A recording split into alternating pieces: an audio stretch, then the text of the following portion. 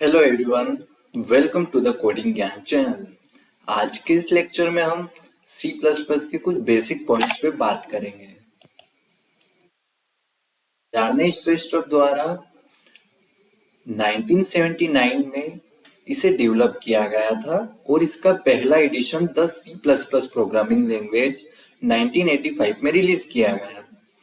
इसे पहले सी with classes के नाम से जाना जाता था और बाद में इसे रीनेम करके सी प्लस प्लस कहा गया। C plus plus C programming language का एक अपडेटेड वर्जन है। इसमें हम ओप कॉन्सेप्ट को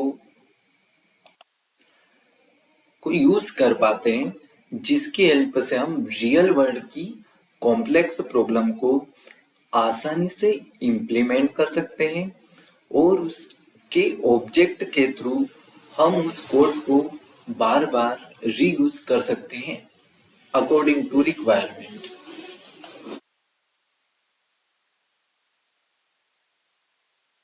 Some key points. C++ is a case sensitive language.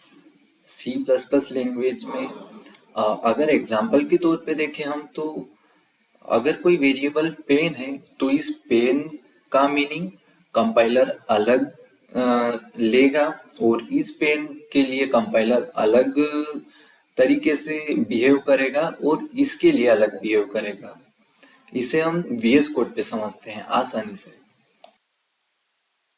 यहाँ पे एक बेसिक सा कोड मैंने लिखा है। इसमें ये प्री प्रोसेसर डायरेक्टिव होता है। हेल्प से हम हेडर फाइल को इंक्लूड कर सकते हैं और using name space std cout और cin को यूज करने की परमिशन देता है। अगर हम इसे यहाँ ना लिखें तो हम std और इसको रिजोल्यूशन ऑपरेटर की हेल्प से cout और cin को एक्सेस कर सकते हैं। हम बात कर रहे थे केस सेंसिटिव के बारे में।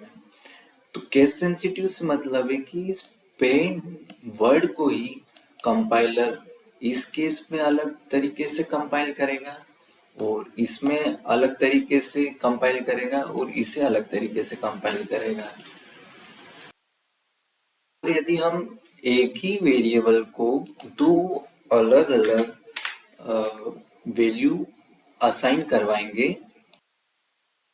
तो ये हमें एरर शो कर देगा, बिकॉज एक ही नाम के वेरिएबल को हम पूरे प्रोग्राम में एक ही बार यूज। देखिए यहाँ पे हम रन करेंगे तो यहाँ पे हमारे पास एरर आ रहा है क्योंकि हम इस पेन को पहले से यहाँ पे डिक्लेयर कर चुके हैं। अगर हम इस पेन को कैपिटल P से रिप्लेस कर दें तो हमें एरर शो नहीं होगा। 10 हमें वैल्यू मिल गई। यही होता है case sensitive. Next point is कि हम C++ प्रोग्राम्स में C के कोड को भी यूज कर सकते हैं। और अगला है C++ support both procedural and object oriented programming concept. यहाँ पे प्रोसीजरल से मतलब ये है कि किसी सॉल्यूशन को स्टेप बाय स्टेप सोल्व करना। यानी अगर एक छोटे से एग्जांपल से मैं आपको क्लियर करूं, तो यदि हमें दो वेरिएबल का सम निकालना हो तो हम पहले उन्हें इनिशियलाइज करेंगे, उसके बाद उनमें वैल्यूज देंगे और फिर किसी तीसरे वेरिएबल में हम उनको उनके सम को डालेंगे और फिर उसे सी आउट कराएंगे। यानी ये स्टेप बाय स्टेप चलता है, तो इसे प्रोसीजरल प्रोग्रामिंग लैंग्वेज कहते हैं। और ये होता है उप्स का कॉन्सेप्ट। इसमें क्लास बनाई जाती है जिसको फंक्शंस में ऑब्जेक्ट के थ्रू एक्सेस कर सकते हैं। हमारा C++ इन दोनों ही फीचर्स को सपोर्ट करता है। C++ में C से कई अधिक कीवर्ड्स होते हैं और डॉट फाइल का एक्सटेंशन होता है। यहाँ पे टोकन्स के बारे में हम पढ़ेंगे। Token smallest individual element of a programme.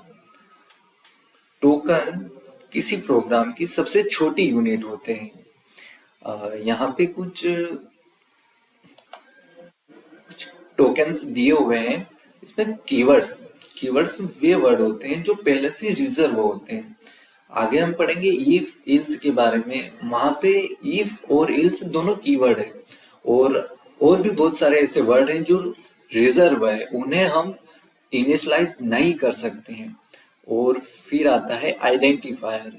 Identifier यानी किसी वेरिएबल को या फंक्शन को या किसी यूजर डिफाइंड एलिमेंट को दिया गया कोई आइडेंटिटी। उसके बाद आता है ऑपरेटर्स, सिंबल रिप्रेजेंटिंग मैथमेटिकल और लॉजिकल ऑपरेशंस। प्लस माइनस या लॉजिकल में हम कहें तो एंड और भी बहुत सारे होते हैं। और कांस्टेंट में होता है कि फिक्स्ड वैल्यू लाइक नंबर। और स्ट्रिंग स्ट्रिंग के बारे में हम आगे पढ़ेंगे। और नेक्स्ट है स्पेशल सिंबल्स। इसमें पैरेंथेसिस, सेमीकोलन और कोमास जैसे स्पेशल सिंबल्स भी होते हैं जो टोकन्स होते हैं। वेरिएबल्स, किसी डेटा की स्टोरेज लोकेशंस को जो नाम दिया जाता है वही वेरिएबल होता है। और इसे हम प्रोग्राम एग्जीक्यूशन के दौरान बदल भी सकते हैं। अगर सिंपल वर्ड में मैं कहूँ तो वेरिएबल्स में ही हम डेटा को ही स्टोर करते हैं। यहाँ पे कुछ रूल्स हैं आइडेंटिफायर और वेरिएबल के नेमिंग को लेकर। स्टार्ट विद अ लेटर और अंडरस्कोर। हम लेटर और अंडरस्कोर की हेल्प से ही अपने वेरिएबल्स और आइडेंटिफायर को स्टार्ट कर सकते हैं।